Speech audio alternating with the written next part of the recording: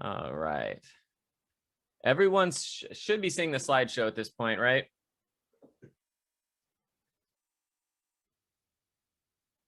Yes, sir. Hopefully. Okay, perfect. All right, we're gonna jump into it. I can tell you right off the bat, we're not gonna take 2 hours or anything like that. A lot of this class, if you've taken these before, which I'm guessing at this point you've taken a few of them, a lot of it is interactive. I'm obviously fully virtual today, so this is going to be a little bit shorter.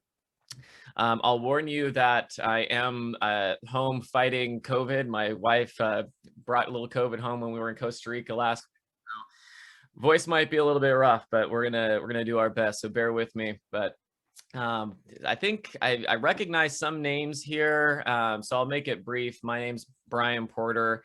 I've been with KW for over 7 years now. I joined in August of 2015.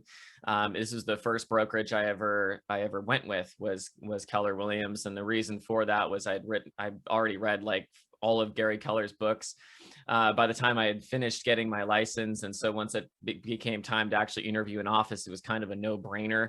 I got into the business with a bunch of paramedic experience and absolutely zero business building experience whatsoever. So this is, for me, it was, I need to join the company that's going to give me the best support, that's going to give me the best training, that's going to give me the best coaching, because without that, there's just no way. I have absolutely no idea what I'm doing. So that's how I ended up at KW. And classes like this, these were the first classes I took, and I just basically, just did what they said to do. I mean, it's this business is so simple. I tell my mentee, my mentor clients all the time, it's as easy as 1 + 1 = 2. Your lead generation plus your lead follow-up is going to equal business every single time. And that's what farming is all about. And it is simple, but KW also says it's simple. It's not easy. So that 1 + 1 = 2, it's a little bit of being uncomfortable. And it's a little bit of, well, it's a whole lot of work and just kind of grinding away at it.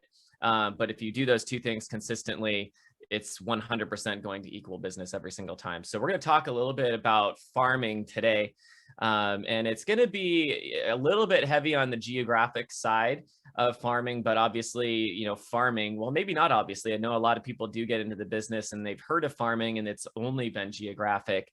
But farming goes actually well beyond just the geographic side. It can be basically, any way that you can really narrow down any segment of people, whether it's geographic, demographic, psychographic, which we'll talk about a little bit as we go through this.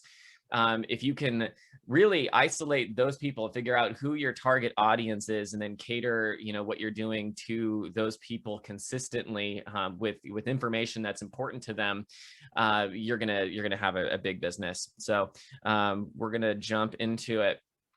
So in this power session, we're going to talk a little bit about the farming. We're going to talk about the myths of farming. We're going to talk a little bit about selecting your farm. I'll go over some of the things that I focus on most when I'm selecting a farm. When you're looking at this, it's gonna give you some things. I'm going to give you kind of over and beyond that what is most important to me, and it's actually a lot more simple than you might think. And then working your farm. So jump into it. Before we get too much farther, does anybody have anything specific that they came here for that, if we were to talk about this, make this class worth it to, for you to spend your time here? Does anybody have anything specific they want to talk about?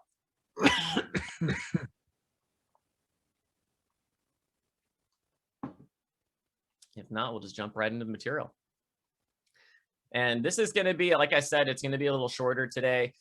I'm not going to have too much of a voice for too long, but so, as we go through this, just stop me if there's anything. This is kind of a discussion. Obviously, we've got a pretty small group here, so we can do it that way.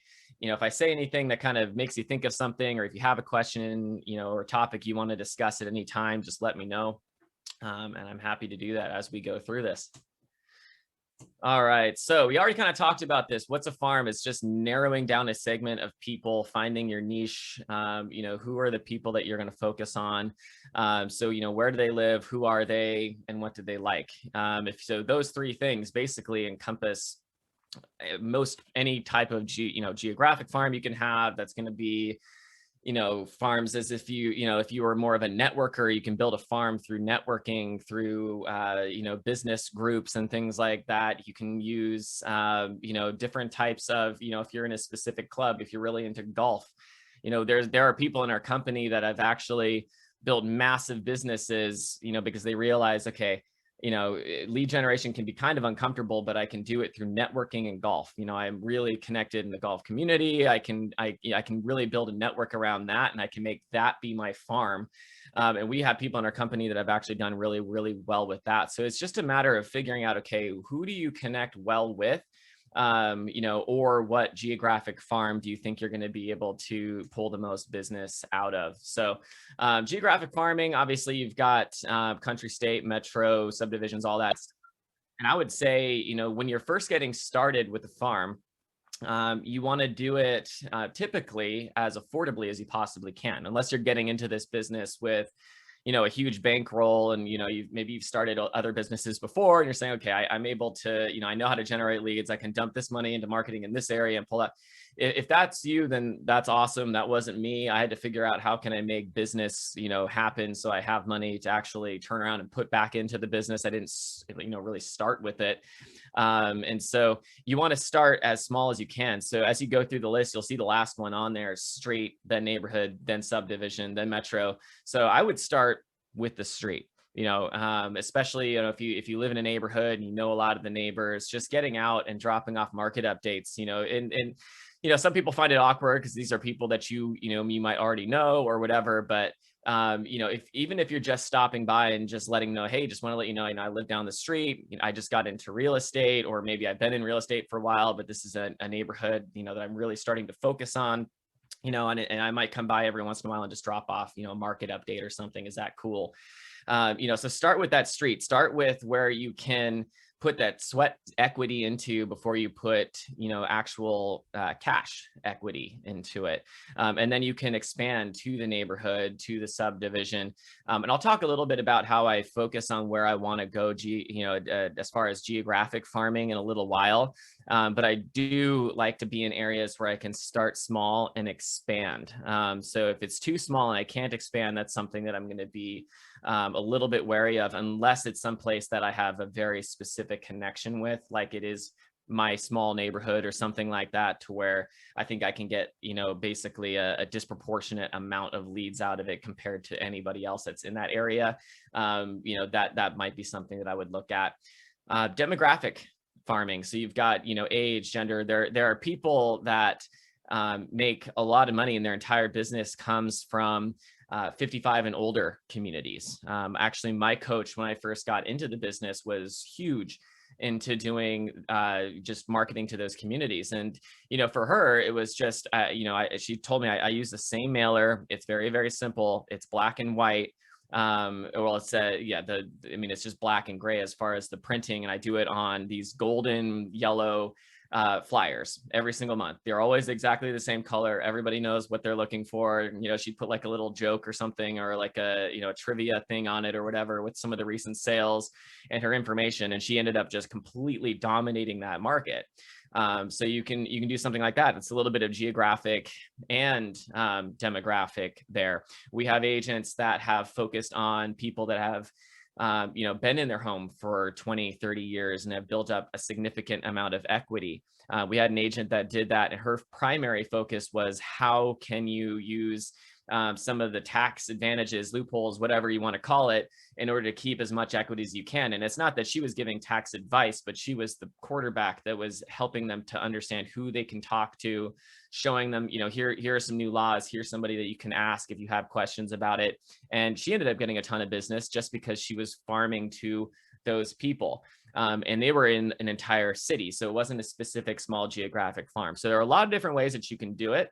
It's just a matter of, okay, how can I find my niche and connect with my niche? How can I take the people that are in that segment? And then how can I take them from being a not met to a met, And then how can I make sure that I have their information so that I can keep them as a warm Met, somebody that's going to remember my name every single time I pick up the phone and I call them. And you're going to want to make sure that all of those people are on a follow-up plan that you can run very, very systematically, mostly automated with some personal touches in it as well. If you do that, you're going to build a huge business. So psychographic, I talked a little bit about that. Hobbies, golf communities. I know people that have literally just gone on meetup.com and found like wine tasting groups that they can go to, where people just go out and they hit a few different wineries on the weekend, and they've found business that way. So there are a lot of different things that you can do. It's not just geographic. I would argue that having a geographic aspect to your business is a good idea. And it's something that I started actually much later than I probably should have, because it is something that pays off long term for a relatively low cost. So as you start to get some of these deals closing, if you're brand new, then take a little bit of that money and at least start mailing to a neighborhood and maybe door knock that neighborhood so that you can grow geographically as well, because that is fairly easy to maintain once you start to get signs in those yards frequently and you start meeting people at open houses and stuff like that. A little bit of some myths about farming. Takes too long, costs too much. Well, that's I can say for 100% certainty that that's not the case. When I first got started, anybody that kind of knows my business when I first got into it was door knocking. I door knocked for 5 years very consistently. I hit about 120,000 doors or something like that in that 5 years. And it was very, very affordable. Now, if I were to be leaving something at every single door, which I would recommend if you can swing it, it would have been a little bit more expensive, but then I would have just picked a slightly smaller area. What I was doing at the beginning, because I had very little money to really start with, I really just wanted to lead with revenue. I ended up designing some flyers that I would call them my ticket to a conversation. And I would just print out 25 of them every day. Now, again, this is a farming class, so I would recommend if you can leave something, do it. But this was a type of farming for me, even though I wasn't leaving something for the homes where people may not have been home. And so I would have 25 flyers and I would go out and I would just say, okay, it's going to take me about 2 hours to make sure that I have enough conversations to pass all of these out. I've got 25 tickets to a conversation. I'm in a neighborhood where there's about a 4% turnover. You're going to see later in this class that they want you to look for something much higher than that, which it's pretty rare to find in this market. Maybe coming up a little bit, and maybe next year as inventory increases a bit. But I know that I'm going to be talking to 25 people today, and 5% of the people in this neighborhood are going to sell their home over the next 12 months. And so that gives me a pretty good shot that at least one person I talk to is going to be at some point interested. Even if they don't tell me today, I can get them into my system. I can put them on a follow-up plan and I can follow up with them forever. And I'll tell you, once you get to even in your first year, you'll do business from that, but you get 5-6 years into the business and people have been getting market updates and things like that from you for the past 5-6 years, that you're going to start to build a database that now has like a 30% turnover or something like that. And it's really going to start to be consistent over the long term. So for me, at the beginning, I just wanted to talk to 25 people. If I run out of these flyers, because I've had 25, even if it was just a short enough conversation to where they took the flyer and said, hey, thanks, I don't have time to talk right now. Even if it was something like that, I know that I'm going to have business long-term if I do it consistently every single day. And so that's what I did. And what I called it at the time was a farm of Mets. And so basically, when you have Gary Keller talking about your have Mets versus your haven't Mets and how much higher the conversion is on those Mets versus the have not Mets, I just thought, okay, well, let me just build a farm of Mets. It was a big, big, big geographic farm though. And it was encompassing like all of Santa Teresa, Blossom Valley, Morgan Hill, Cambrian areas. So I was hitting that a whole big swath of areas, building my farm of Mets. What I will say is I would recommend, if you're going to do something like that, make it a much smaller geographic area. Make it an area where it could be something that you could see yourself farming the entire thing making that spend and actually getting stuff on the doorsteps and into the mailboxes every month once you start to make some income off of those people that you've talked to. And so that's what I did. I will say that once I had been doing that for a few years, I realized that most of my business was coming from one neighborhood within the 95123 Blossom Valley area. And the reason was because it was so close to my office that anytime I didn't have anything else going, I wasn't going to go all the way, out to Morgan Hill or the way to Cambrian or whatever to go get like a quick 30 minutes of door knocking in. I would just run down the street and knock on doors. I'm like, well, whatever. I'm hitting them kind of frequently. But at the end of the day, that was the best thing I could have done, because that's where my business started to really come from. So I would say if you're going to do something like what I did, make it a more defined, smaller area to where, you could see yourself a year down the road or 2 years down the road, making sure that everybody is getting connected with, even if it's not somebody that is a net yet. But that kind of farming took very, very, very little spend. It was extremely cheap for me to do, because all I needed to do is print out, each of these postcards were just an 8.5 by 11 sheet of paper, cut down the center. And so it's just one page front and back, cut down the center. I got 25 of them. I go out 5 days a week. I got to make sure I got none of these left by the end of the day. What that would do for me is it would give me somewhere between, on a bad day, maybe I get skunked. I get no contacts into my database and 0 leads. And that might even happen for a few days in a row where it's just like, man, I've been out here for a full week. This is my 5th day. It's Friday. I've gone out the previous days and I've gotten one person into my database. It wasn't a lead. I haven't had any other leads. Typically I get, 1 to 3 a day of actual contacts into my database, but then I'll go out on a Friday and I'll get like 3 leads worth $5 million for the next 12 months. And then like 2 other people in the database, and all kind of works out. And what it would work out to for me long-term, if you were to look at like a monthly amount of data, you're going to see that I would be adding somewhere between 2.5, 3 people to my database every single day that I would go out with 25 flyers. Over the long term, that built a really solid database of people that know who I am. And that was incredibly cheap, because I'm literally handing out 25 half sheets of paper postcards. And, most of those probably ended up in the trash can pretty quickly.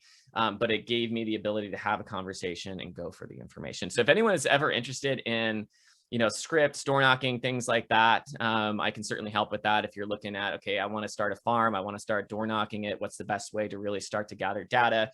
Reach out to me by email. I believe you guys should have that. If not, I'll stick it in the chat in a little while as well. And you can always reach out and I can send that stuff to you. All right. Myth 2, someone else already dominates the area.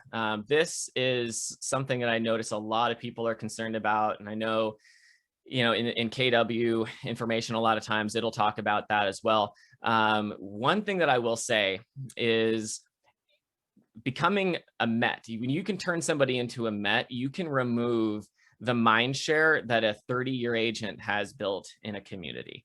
There's a community in Blossom Valley that I started getting a lot of business in for a little while. And when I first started door knocking there, it was literally my first week in there. I think it was like first or second day or something like that. I ended up picking up a listing, and that person told me that the reason they hired me is because they wanted to work with somebody local that really knew the neighborhood. It was my first time ever in that neighborhood, ever. It was like my second day or something. I just started knocking on doors in that neighborhood. The very next day, it doesn't normally go like this, but the very next day, same neighborhood, met somebody else, also looking for that go-getter in the neighborhood, took that listing as well. There was an agent in that neighborhood that does, I don't know, probably $70 million a year in the zip code. Has a significant amount of the mind share. She really just dominates the area. And they forgot about her completely. They forgot about 30 years of mailers that they had received. They forgot about all that stuff. This agent is really good too. I love the lady. She's great. She's one of the nicest you'll ever meet. The thing is I knew her, I had met her, but the people in the neighborhood hadn't. And that isn't something, that's not even a shot against her or anything like that, because as your business grows, you're going to have less and less time to spend meeting people in the neighborhood personally. When you're doing $70 million in that area like she's doing, she doesn't really need to anymore. But that certainly doesn't mean that I can't go in and the people that I connect with all of a sudden become the people that I have the most mind share. And that happened very, very, very frequently. I almost never went up against her in a listing presentation at all anyways.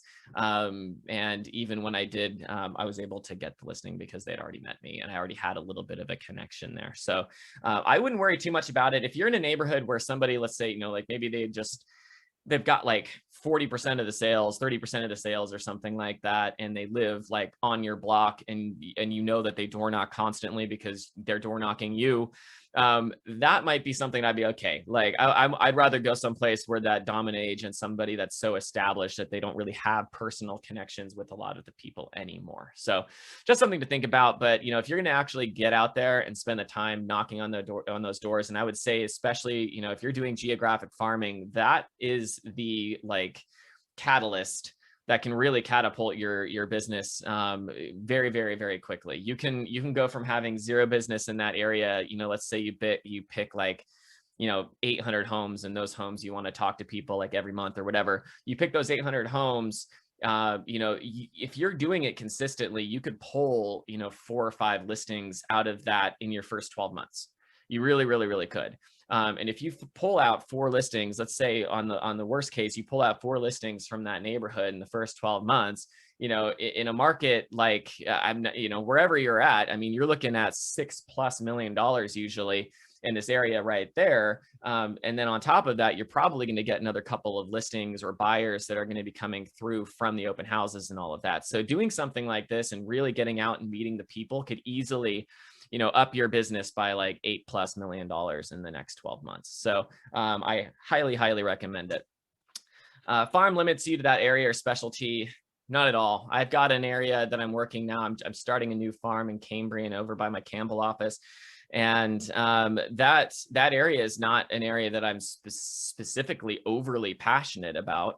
It's an area that I've sold a couple of houses. I know some of the people there. I know that the homes move quickly. I mean, basically everything has been moving quickly, but it's still one of those neighborhoods in San Jose and Cambrian where you can get good schools, but you're not spending, Cupertino money or whatever.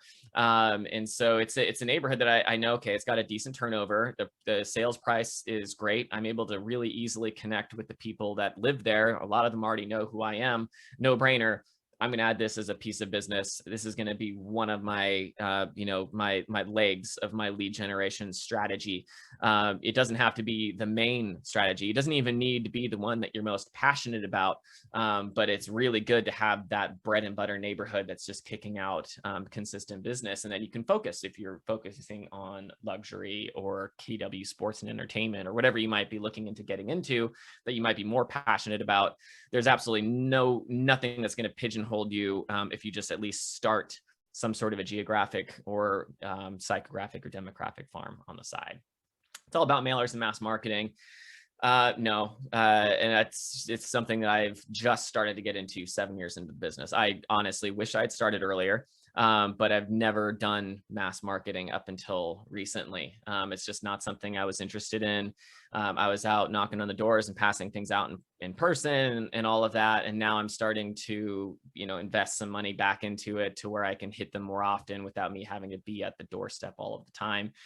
But it's certainly not something that you have to do right off the bat. Not at all. You can start and stop your farming efforts. Consistency in everything that I've ever been successful at is the key. And that is absolutely 100% the case in real estate. You've got to be consistent. There was a segment of this is a great example. There's a segment in my database that somehow I messed up when I put them on smart plans. There was a few month period where I started putting people into the wrong plan that I didn't have like a repeat on or something. It is just at some point they fell off plans. There were hundreds of people that just weren't getting followed up with. I went back and I found those people recently because I realized that the amount of follow-up tasks I was getting was not quite as high as it was supposed to be. So I audited my entire database and I found a few hundred people that had not had a follow-up since 2019. There was a 3-year period where they had had 0 follow-ups, which was horrifying to me to find out. And so I basically got all of them fixed. All of them are back on a smart plan and all of that.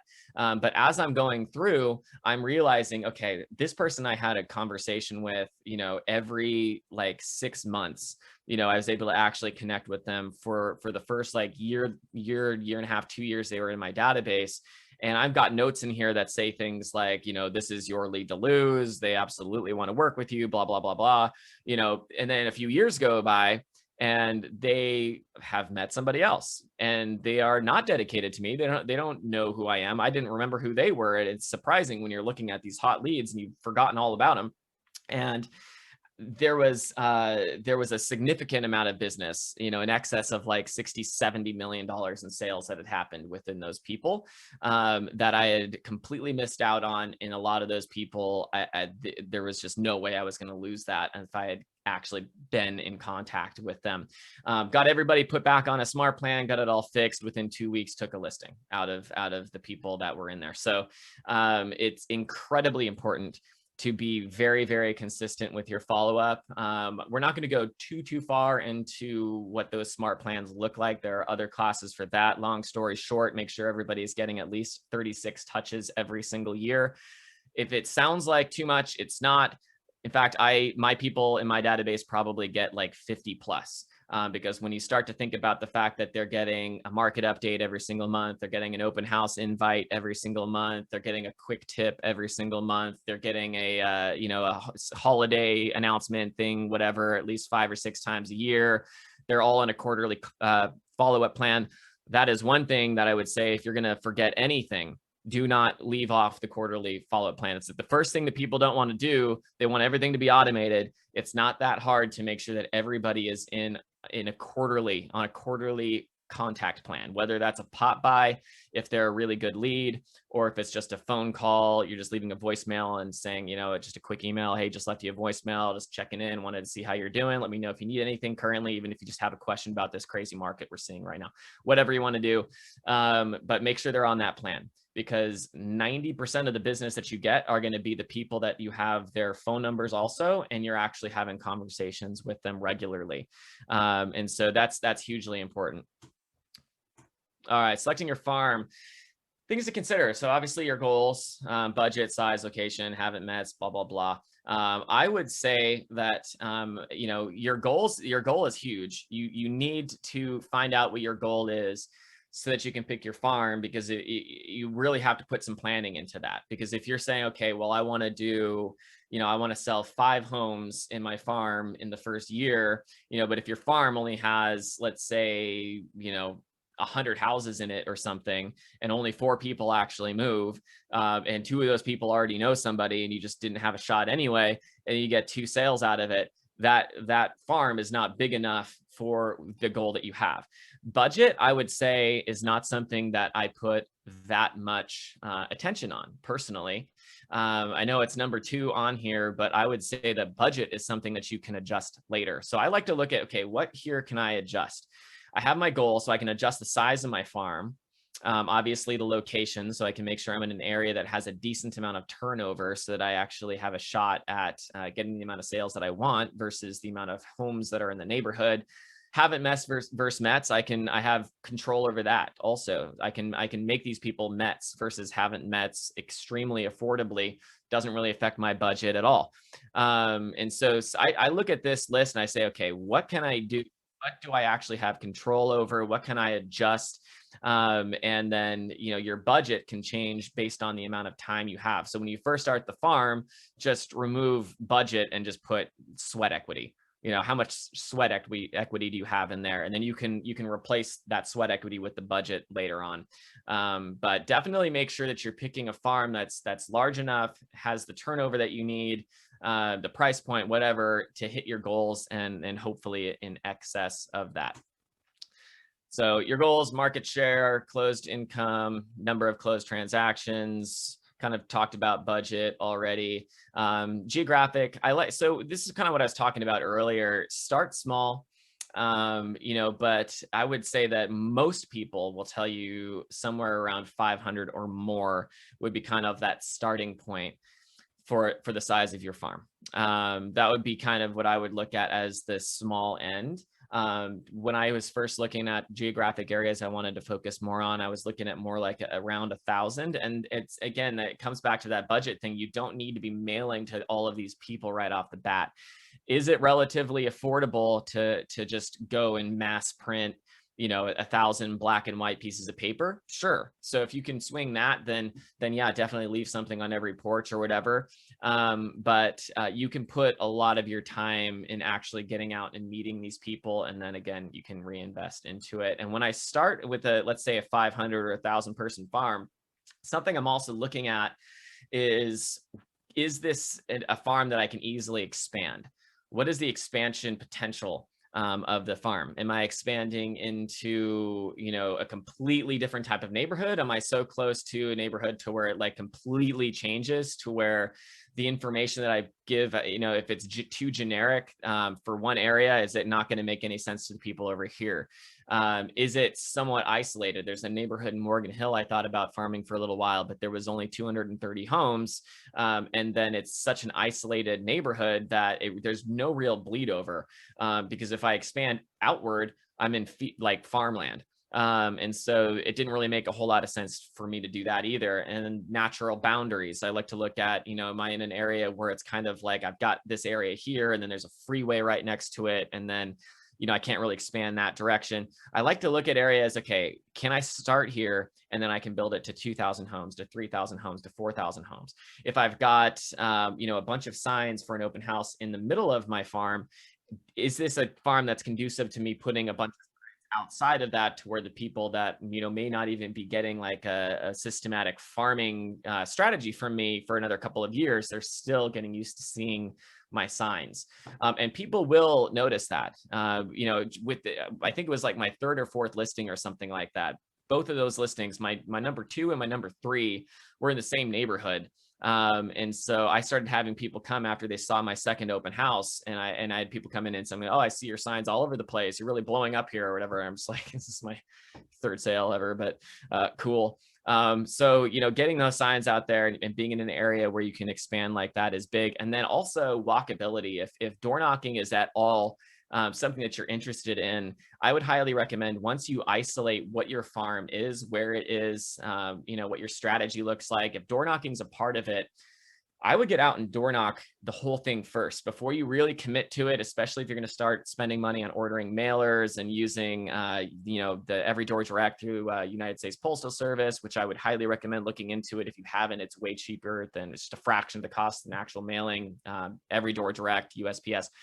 And then I will walk the entire neighborhood, knock on all the doors. You know, how are my interactions here? If I get out there and it's a neighborhood that's been hit so hard with solicitors that, like, you know, half the homes have no solicitation signs, or let's, you know, maybe half the homes have gates and fences and things like that.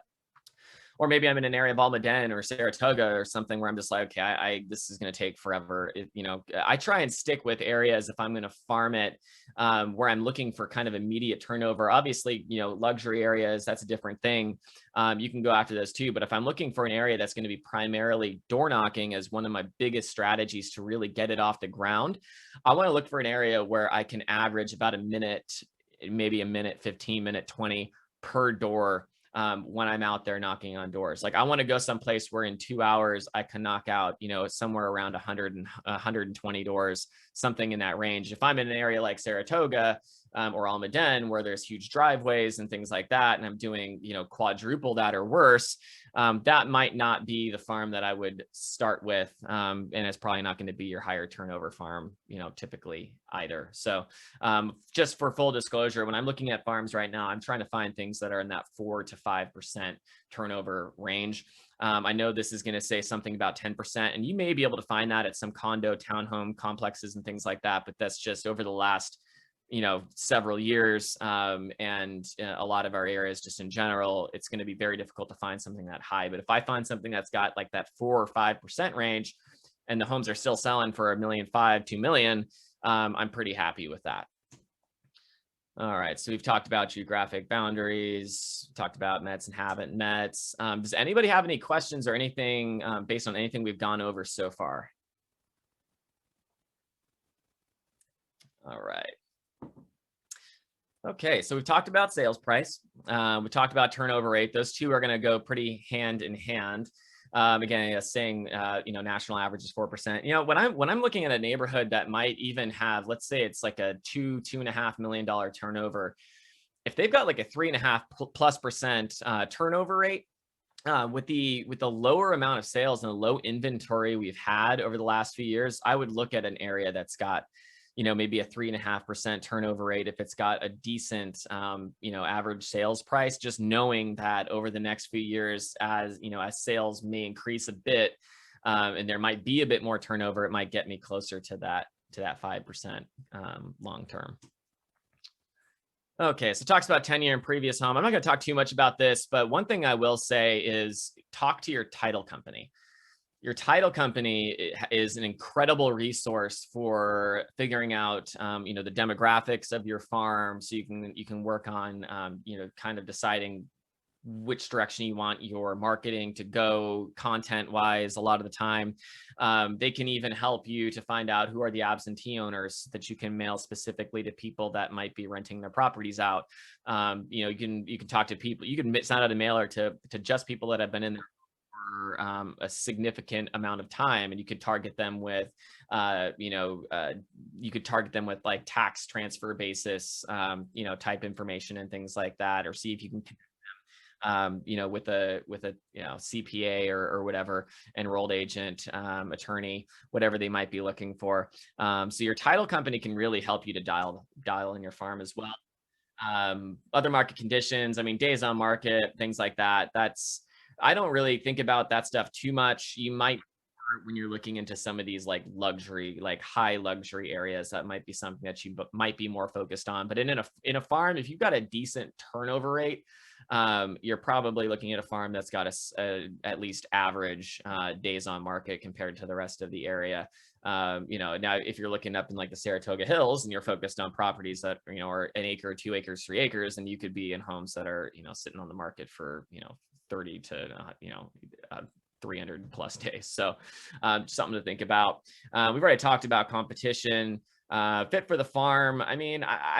This is something that I don't really consider too much, unless it is more of a demographic thing. If we're a geographic thing, I feel like most people can fit in and connect with most people. Now obviously, if you are completely uninterested in wine, you're not going to want to do a wine networking thing or whatever. I think that has more to do with demographic and psychographic more than it does the geographic.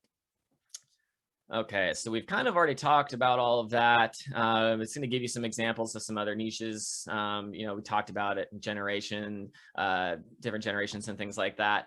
As far as like different groups of people, if you speak another language, that's something that I've seen work really well for people. There was an agent in my old office that she hadn't for the longest time connected with her Portuguese speaking friends. And she's from Brazil. She grew up there, and she's obviously fluent in Portuguese. And so when she started to tap into the local groups with Portuguese speaking people, I watched her business increase by like $10+ million that next year, just because she had found a group of people that they speak the same language, they can connect, they can really understand each other. So if you've got something like that going for you, that's going to be awesome as well. Second home and investment buyers, there are a lot of investors out there that are willing to work with you. I would say definitely make sure you find ones that are serious, because there are a lot of them that will waste your time as well. But it's not something to discount, especially considering we are in a more, we are in a slower market now. And, we probably won't, we're highly likely not going to see the type of foreclosures and things we did, back in 2008, 9, 10, because people have significant amounts of equity now. But you might see some for people that have bought in the last year or so. And as we have more jobless claims and things like that, we probably will have some more of those investment opportunities. And so connecting with investors is a really good idea. And I've got a colleague in San Diego that I work with a lot, who he focuses a lot on investors, and he lets them know, hey, I'm always looking to be a part of the project, not just facilitate it. So he's actually gotten into being allowed to put his own finances, his own sweat in the game, in order to be invested in some of the properties that he might be selling. And he's just taking a slightly lower, commission on those properties, but also, being an actual investor in that property. So something to think about there. And then other real estate agents, going to networking events, going to classes, even going to out of area classes is something that I've done in the past. I did Bold at one point in San Diego, which sounds a little crazy, but it was actually a lot of fun. And I'd just fly out every Tuesday night. I'd have Bold that Wednesday, and then I'd fly home Wednesday afternoon. I did that. I think I managed to make it to 7 of the sessions. And that allowed me to build a bunch of relationships with agents from San Diego. So something you can do there, obviously going to family reunion, things like that, connecting on Instagram and Facebook and all of that with other real estate agents. There are a lot of people out there that I know. There's one guy in particular that I think he does like 70-something% of his business. And actually it talks about somebody in this class that does something similar. I think that slide might be in here, but I do know somebody from Austin who's doing like 70+% of his business just because he's making relationships with agents in our area, because we have so many people going to Austin, New York, places where he knows there's an influx of people coming in. And so it's good to connect with some of those agents as well. So maybe look at, can you connect with an agent in Idaho? Can you connect with an agent in Texas? Where are your clients going? And then connect with some agents there, because not only is it going to give you somebody to refer people to, so you already have, you've already got that connection to where you're not always scrambling trying to find somebody that's not going to, ruin things for you. But you also will have somebody that's going to, return the favor in the future as well. Got some other niches here, nothing really too much to talk about there. When it talks about demographic profiles, this kind of just goes back to what I was saying earlier, as far as working with your title company. And what I like to do is, if I can find, is there a specific demographic in my neighborhood that's kind of the dominant? I'll say in one of my neighborhoods, the vast majority of my sellers are baby boomers. They're 60 and up, usually between 60 and like 75. They're typically cashing out and moving to Austin or going to Auburn, Roseville, places like that. And so, if that's going to be the biggest break, the highest percentage of my farm, even if it's just a little bit, I want to make sure that I have some information going out to them specifically as well. If I'm in an area where, let's say it's a townhome or condo community where like 90% of the people are, first-time home buyers looking to move up, I'm not going to send them a bunch of stuff on how to save money on, taxes or transferring tax bases or anything like that. It's just not going to make sense. Estate planning, like what have you, all that interesting to them or catch their eye. But in my neighborhood, that type of thing will. And so if I can find out, okay, I do have a significant portion of these people that are baby boomers, and this is kind of what I'm noticing them do, then I can start to curate a little bit of more targeted information for them and have that go out every few months, kind of on a consistent plan where everything else is a little bit more generic and hits everybody. I like to have a little bit of my content, like once a month content. I'll spend a lot more time curating it and making sure that it's good information and looks good and is all, a lot of thought behind it. Maybe like one of my things that I do every single month. Outside of that, it's mainly just quick stuff. It might just be me in my car, parked, and I had some quick tip idea and I just quickly like film it on my phone, throw it into a BombBomb video. And BombBomb's a video platform website you can use to incorporate videos with your Gmails and things like that. Highly recommend it. It's really, really awesome. And I'll just throw it in there and I'll send that out to my database. So it'll be generic stuff like that. But once a month, I want to do something that's somewhat focused, and knowing who's in my farm really helps me to do that. Second home and investment buyers.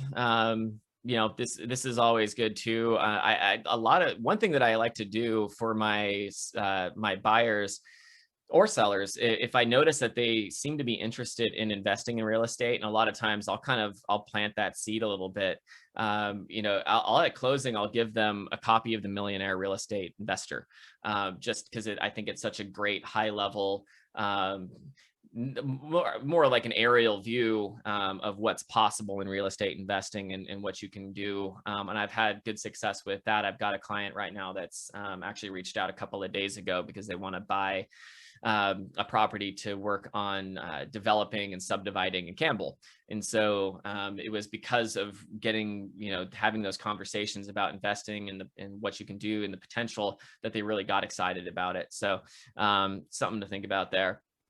Luxury home clientele. Not too much to talk about there. I mean, obviously everybody wants to work with luxury agents, but again, it wouldn't be my focus, or with luxury clients, it wouldn't be my focus for a geographic farm right off the bat, unless you can really see yourself out there talking to people like every single day, and you can actually hit those doors, because it is going to take a little bit longer, you know, to build up a client database when those people that are going to be farther apart take a lot longer, and then also just the number is not quite as high.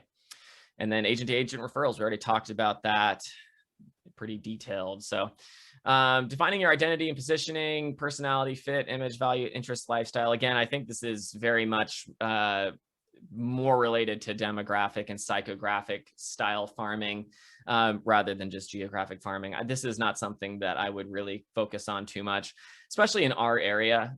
You know, if I was in, let's say, Texas or something, this might make more sense, where I might not be farming. You know, I would probably fit in better with people that are selling in neighborhoods than people that are selling cattle ranches and things like that. But in an area like ours, I think I don't think you really need to think too much about your personality, fit, image, and all that stuff when you're looking at geographic farming specifically.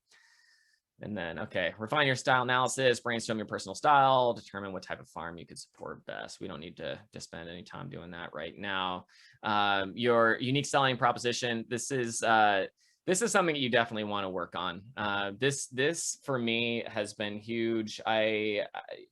It's going to be one of the few things that I have scripted in my listing presentation. You know, when I get to my USP, and it's just something that you can say within 30 seconds to really catch their ears and intrigue them, and then follow that up with, what am I going to do to actually get the job done? So that's something you should definitely work on. It's going to be too difficult for us to do that virtually, but if you haven't worked on your USP, or you haven't worked on it in a while, or maybe it was something that worked better in a previous market versus today, definitely something to get on top of. All right, I don't have the money to lead generate. Already talked about that one. Establish your reputation first, reputation, relationships, be sincere about who you are. And again, this is so easy to do if you're out knocking on doors and just having conversations with people. When I'm in my farm, I'm a little bit less forward as far as the questions that I'm asking than I might be when I'm hitting cold doors just outside my farm. And I'm just looking for those leads. When I'm in my farm, sure, I'm asking them what they need, if I can help with anything, whatever. But it's more of I just want to continue to build a relationship with you. I'm working on that know, like, and trust thing every time I'm at your door. You know, when I'm in my farm specifically. Kind of talked about prospecting a little bit. There's an exercise in your book on page 40 that's going to go over, you know, how you can kind of figure out, is this geographic farm going to be something that's going to work for my goals? Find your bird dogs. Yeah. So one thing I will say on this when I'm out door knocking is, there are those people in my farm that every time I'm getting closer to their door, I'm just like, shoot, I don't really want to have this 30-minute conversation right now. Like, I got other things to do, whatever. Have them. You know, you do need to get good at some point at learning how to respectfully excuse yourself from conversations, because they can go on for an incredible amount of time. But some of these people that are willing to just talk to you and talk to you and talk to you, they may not have that many people to talk to. And the more of a relationship you build with them, the more they're going to want to add something to it, the more that they're going to want to bring value to the relationship as well. And if they trust you, the amount of times I've had people just, telling me like, I saw them, working on their floors. I think they might be moving. I'll go ask them for you. Stuff like that. So, have those conversations. Again, know how to excuse yourself when you need to. But those people that really just want to chat, a lot of times they can be very, very valuable. And most of the time they're the ones that don't end up ever moving, which to me is more valuable than if they were to move most of the time, because they're the ones that are telling me who is moving. So come from contribution, have something of value to give. That's why I always make sure that the market update that I pass out, that ticket to a conversation, is going to be information that is going to be interesting to them. I always, what I include on my postcard is usually some sort of a big call to action. It'll be something that'll just like offer a free, home valuation with 24 hours, no strings attached, something like that.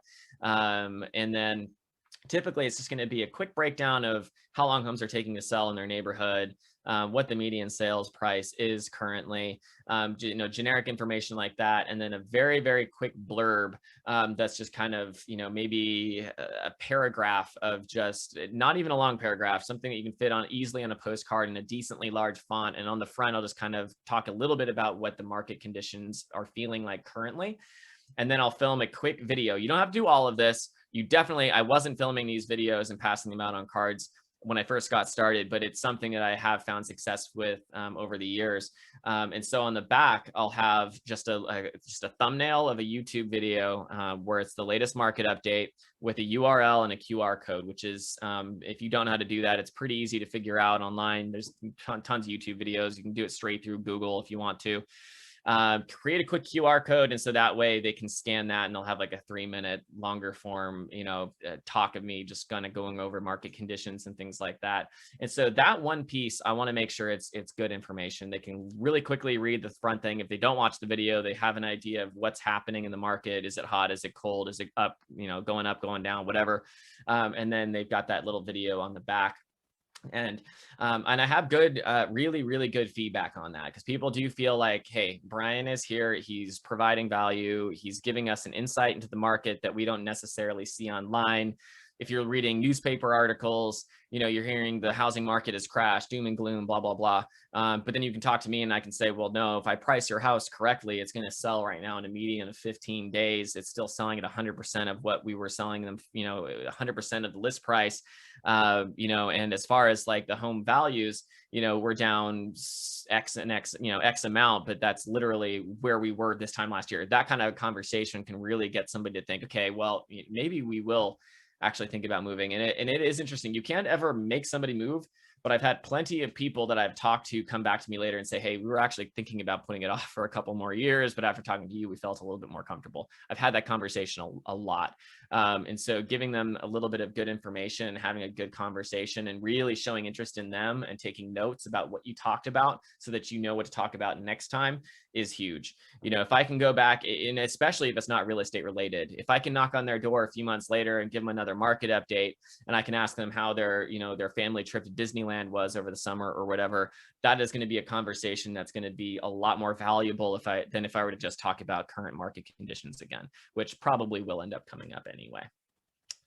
Just some other ideas coming from contribution, creating a directory, organized neighborhood yard sale. That's something I'm actually going to be, it's something that I thought about doing this year and then just didn't have a chance to do it. But as my new geographic farm becomes more established, it's something I'm thinking about doing next year, where I'm just going to door knock the entire neighborhood. And every single person that comes to the door, I'm just going to say, hey, I don't know if you ever do garage sales, but I'm organizing, a neighborhood-wide garage sale. I'm going to be putting together a map, with a quick description of the types of things at each home, and I'm going to be doing all the marketing for it. Is that something that you'd be interested in being involved with?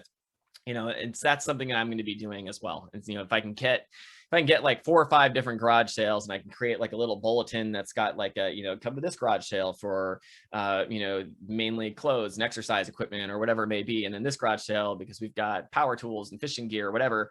That's something that you can really do to connect with those people. Not only that, but then you get the entire neighborhood out and everybody's walking around and you're the person that organized it. And you're going from house to house, just saying hi and seeing how things are going. So little things like that you can do are huge. And then long term, you can do things that cost money, because that garage sale thing is going to cost you basically nothing.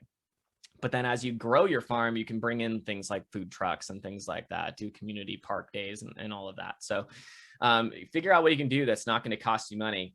And a lot of times those things that aren't going to cost you money are actually going to have a higher impact a lot of the time, because it takes more of your actual time and attention when you're doing it. So low, no cost items for giveaways. That's a lot of people will do like the flags and 4th of July and things like that. One thing that is also not a bad idea is partnering with other local businesses, print shops and things like that can also be good. But don't get too distracted about the giveaway thing. Giveaways are great, but get the money coming in first and then start looking at that. We talked a little bit about this already as far as the information that people are interested in, as far as expireds, days on market, things like that. And this is similar information I've got that I do have on my flyers that I pass out every month. All right. We already talked about walking the neighborhood. We talked about repetition. We talked about joining a club. So I think we're pretty much good there. As far as scripts, I will say that the more comfortable you are with conversation, and the more natural it is for you, sometimes the less scripted you may need to be. However, it is still good to have those scripts down that are the ones that you're going to use consistently. So for me, when I first got into the business, all I needed to get started was I wanted my lead generation script down. And to be honest with you, I didn't even have the whole thing memorized when I started door knocking, because I knew I was going to forget it anyways. So I memorized half of it and I just kind of built from there. But have your lead generation and have your few objection handlers down. If you have a good lead generation script, and then you've got a good objection handler for setting the appointment, because you're going to get a whole lot of, oh, I'm going to talk to my significant other, or I got to check my calendar or whatever. If you've got a way to handle that, you've got a way to handle a commission objection, and you have a way to handle, I think my house is worth more than what you're saying. If you've got those handled and your lead generation script down and your unique selling proposition down, if you have those things down, you can go basically into any appointment with absolute confidence. So have those things down, and that's something that I would definitely be working on every morning. All right, so 12 direct, just think about, okay, what am I going to leave? If you're going to leave something on the doorstep or whatever, what is that going to be? For me, again, my 12 direct, the thing that they're getting from me is going to be a market update. I do not go out every month at this point. I'll go out basically quarterly, but they're going to get that on their doorstep when it's not the months they're getting it from me. And then, whatever else you can do. So if they're getting 12, like something on their porch or you in person, that's 12 of your things right there already, 12 of your touches already out of the way. And then if you have a monthly update email that goes out as well, you're already at 24 of the 36 plus that you need already right there. And then everybody should be on a quarterly call plan. You've already gotten to 30. Add holidays in there, you're good to go. And then everything else you do as far as open house invites and, success stories and, client reviews and things that you send out are just over and above that. So definitely have a plan, figure out, okay, how can I make sure that people are going to be touched 36 times every single month? And then actually put that on your calendar, time block for when you're going to be creating that content and sending it out. Again, most of that should be super easy to send out, something you can send to everybody. An open house invite you can throw together on command and get that thing out in like 5 minutes. And so it really is just one thing a month, maybe 2, that I put a little bit more time and effort into it. Everything else, just super generic, super systematic to everyone. All right. I think we already talked about that. Okay, so you got a little exercise. You can kind of figure out what your 12 direct is going to look like. We're not going to really go through that today. Build trust and recognition, market your listings aggressively. People will respond well to that. You know, you might think that sending out an open house invite or a success story, you know, for something well outside their neighborhood is a bad idea. I'll still do it if I don't have anything in their neighborhood, because it shows them that you are aggressively marketing your properties no matter what. Because if, you know, if they decide to list with you, they want you doing the same thing for them. So you're not annoying them typically with that stuff. And then your open houses, you know, show them how many people you're getting to your open houses, you know, share pictures and success stories. You know, we were able to get this house sold in half the amount of time, you know, half the median days on market from the typical agent because of this crazy open house we threw. Here's some quick videos of it. You know, I have one of those little uni pizza oven things, and that's been something fun that my wife and I have been doing, is just cooking fresh pizzas out in the parking and out in the driveway.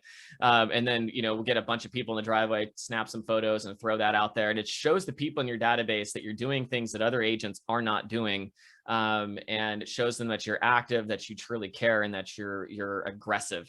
And that is definitely very important.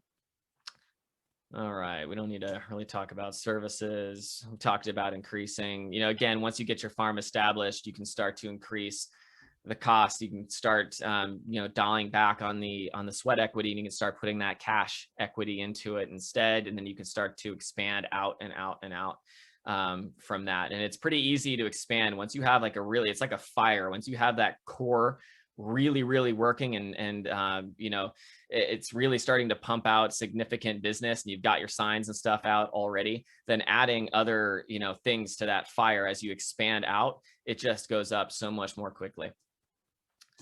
And that's about it. So yeah, we made it through this pretty dang quick. So any questions, anything I missed that you want to know about, any questions you have? Hi, Brian, this is Deepak. Yeah. Quick question. So sorry, I missed a part in the middle. You were talking about the turnover rate. How do you find out the turnover rate for a neighborhood through your title company?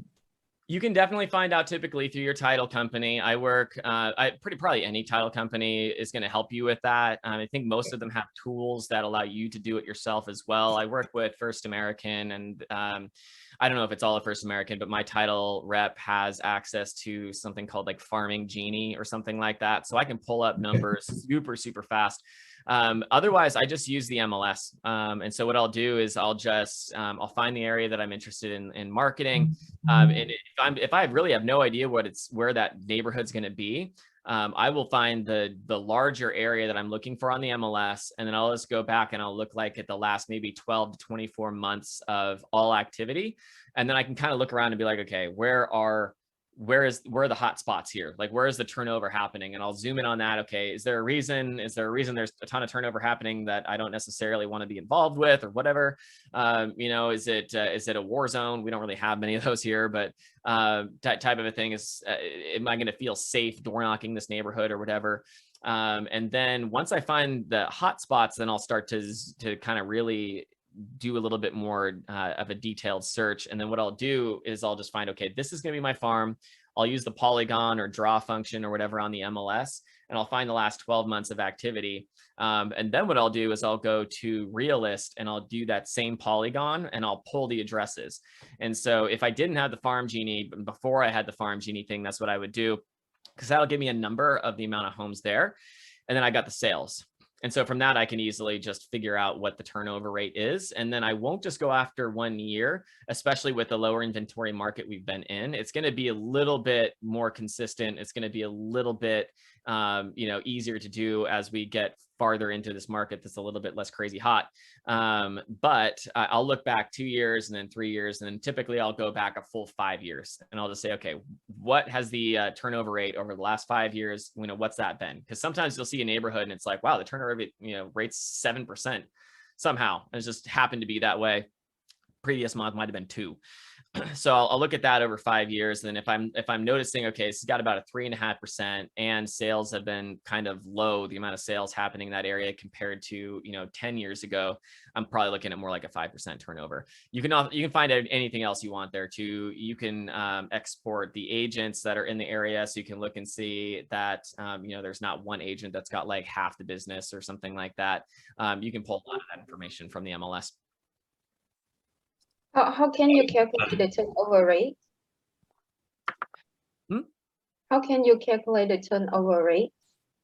Yeah, I just basically, I'll just find the number of homes and I'll just, you know, I just want to know if you have the total number of homes, and you can just divide by, you know, whatever sales you have. So like I can figure out, you know, if I've got, you know, 100 homes and I've got 5 that sell, then I know I've got a 5% turnover rate. So as long as as long as I've got the total number of homes and I've got the total number of sales, between Realist pumping out the exact number of addresses and then me finding out on the MLS how many homes are selling, then I'm good to go. And when I do it back 5 years, all I do is I just divide, you know, the number by the amount of years I'm looking at, and I'll get an average across the last 5 years. And I can figure out, okay, over the last 5 years, we've had X turnover or whatever. So those are the main things I'm looking at. Okay, what's the price? Is that something I'm happy with? Does it look like a neighborhood that like I could door knock or I'd feel safe in? Is the turnover rate, you know, something that I could see being an average of like 5% ish over the next 10 years? You know, and then is it something that I can expand outward, while still starting with somewhere around, you know, 1,000 homes, so I can at least know, okay, there's going to be somewhere around 40 plus sales in this neighborhood over the next 12 months. I'm going to be door knocking it. So I can probably count on getting like 10% of that business in my first year, type of a thing. So that's what I'm looking at. Anything else? When you're talking about work with the investor and want to be part of the project, how can you find those investor, or how to ask them? Right. You know, and again, when I'm talking about that, that's a friend of mine. This is a conversation we just had like last week in Costa Rica, and it's something that he's focused on now, and it is working for him. So I'd love to talk to him more about that. And when I do, it'd be fun to do a class on that, because that's something I'm interested in doing as well. So once I get some more experience there, I'll definitely see about doing that. But in the past, what I've done is I've gone to just real estate investment clubs. There's a social media platform for investors called biggerpockets.com. It's like Facebook basically for real estate investors. Any question you've ever had about investing anywhere in the country or even outside of it's probably already been asked there in the forums. There's great podcasts and books and things like that you can get. But they also do a lot of meetups. And so you can figure out, okay, where are these meetups going to be? Even outside of Bigger Pockets, there are investment meetups. And then it's just a matter of going to those and networking with those people. I will say at these real estate investor meetups, I would have to use the term investor fairly lightly for the majority. A lot of them are people that have seen like Flip and Flop or something, and they're going to this, and you know, whatever. You want to go to those and try and like meet the people that are actually doing the business. They're actually flipping houses and all of that. And then it's just a conversation of, you know, just letting them know I'm interested in being involved, you know, financially, you know, in some of these projects, because there are going to be those people, especially smaller investors, that may, you know, need, you know, somebody that is able to kick in another $50,000 or something like that in order to get the property rehabbed or whatever. They might be strapped or they've got a couple of projects going on at the same time. So just letting them know that you're open to that. That's what my buddy's doing, and it's working really well for him. That's what I'm also very interested in. Definitely. I mean, more people need to get into real estate investing. I mean, this business, unless you're, I mean, obviously it's, you know, you can definitely build a business in real estate where it runs itself. You know, Gary Keller's huge on that, the whole 7th level business thing. However, there's no real retirement, you know, from this business. So, you know, people really do need to take more advantage of their skills, you know, and their connections in real estate, because it's the best investment you can get, in my opinion. Okay. Any other questions? Otherwise, I'll let y'all go a little bit early, a lot early. Oh, I actually have my scenario question. Like, I was thinking to farm my neighborhood because it's a lot of like single family home, and I will look at the sale the last month, like within like 1 minute from me, like walking, like 3 home like over 2 million on sale, like it's sold. And Right. like a lot of single family home there, then how can I approach, and what is my strategy? Like I really want to do it in my neighborhood, in my street. I mean, as far as farming to your own neighborhood, it would be very similar to really farming any neighborhood. You know, I would start probably by door knocking, and it's even easier because you could just let them know, hey, I'm one of I'm one of the neighbors here, it's something that you've already, you've shown them that you care enough about the neighborhood that you've invested there yourself. So, I would look into, if there's an HOA, get involved with the HOA. If there's not an HOA, is there like some sort of a planning committee for events like, I don't know, trick or treat events, things like whatever, you can do. If your neighborhood doesn't have something like that, then I would probably go around and while you're door knocking, just let people know that you're looking for a couple of other people to work with to get something like that going. Because if your neighborhood doesn't have somebody that's helping to plan block parties and park things and whatever, that could be you. And I mean, that's going to give you a massive upper hand and let you meet everybody. So I would just start by just knocking on doors and letting everybody know that you live there, and that you truly care about the neighborhood. I wouldn't do things too much differently other than that, outside of just, any other geographic farm. Would you gonna tell them that you're a real estate agent, or you just start a conversation?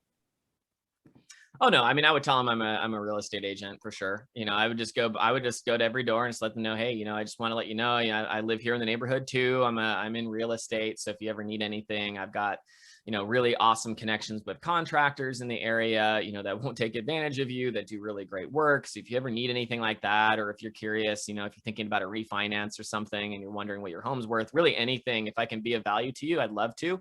And then that's kind of where I'd start. I would definitely let them know why I'm there. But yeah, just letting them know that, no pressure, but I just wanted to meet you and let you know. Because I really want to find a really good reason to knock at the door. Otherwise, I'm not feeling really good to knock at the door. I want to find a good reason, the value to tell them. Right. Why. Yeah. Okay. Yeah, I mean, that's honestly just a hyper local market update with some recent sales and a little blurb and what you're seeing going on in the area. And then just letting them know, just letting people know that, I work with a lot of people that are fixing up their properties for sale and things like that. So I've got great connections.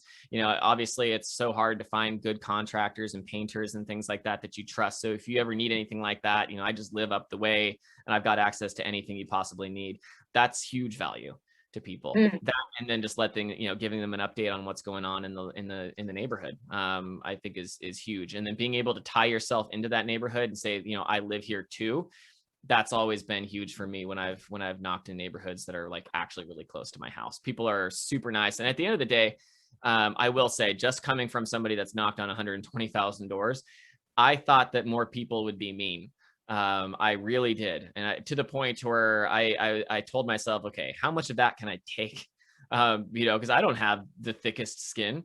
And so I started realizing, okay, on the back of my notebook, anytime somebody's actually rude, I'm going to put a check mark, and then I'll know, like, how many people do I talk to before I get somebody that's like incredibly rude? Well, over the years, it got to the point where I really don't care if someone's rude to me at all, but I only had like 3 checks on the back of that notebook over the course of 12 months. Did I have people that's, came to the door and they're on the phone, they're like, hey, sorry, I can't talk right now, and take the postcard or whatever? Sure, that's not rude. I would say in a 12-month period, I had 3 people that were actually somewhat rude. So that was me knocking on doors, 8+ hours every single week. So I wouldn't think too much about it. Just get out and meet people. So besides the knocking at the door, you say it consistently. Should I just knock at one time and then after that send out a flyer or information in the mailbox, or keep knocking every week? Oh yeah, no, I wouldn't knock every week. I know agents that have knocked every month for the first few months, just kind of, hey, back with the latest market update. You can do something like that. For me, it's quarterly that I'm knocking. And then, but if I wasn't going to be mailing to the neighborhood or using every door direct, I would probably knock at least every other month, and then do a flyer drop on the months that I'm not knocking. Something like that, to where I'm still out there somewhat consistently getting that 12 direct going at least. So they're at least getting 12 touches per year, even if it's somebody that's not in my database, and getting all of the other stuff that I'm sending out. Okay. All right. Any other questions? I also, like you say, like you're gonna drop us your email, and then you're gonna send Absolutely. If Here, I may have some more questions for you later regarding the funding. yeah, if anybody has any questions about anything we've gone over today, or if you'd like any of the resources as far as, you know, what my script looked like for door knocking or anything like that, reach out. My email address is just firstname.lastname@kw.com. So brian.porter@kw.com, Brian with an I, and that's going to be in the chat right now. All right. Anybody else need anything? Otherwise, I'll let you go. I just have one question for Abigail. Would we have a recording of this presentation? I think I heard that it was recording. So yeah, definitely check in with the office because I'm almost certain I heard it say it was recording when I logged in. Got it. I think it's Awesome. normally available like 2 or 3 days later. Yeah, typically it would be. Yeah. I think it's out there. So all righty. Well, if anybody needs anything, you've got my email there in the chat, and you can Google me, text me, whatever, if you ever need anything. But happy to help answer any questions if you have them. And if you're ever thinking about doing the door knocking thing, people shadow me all the time, so you know, feel free to reach out, and you know, I'll shoot you an address of where I'm going to be at, and feel free to come out and tag along for a few houses and just see how it goes.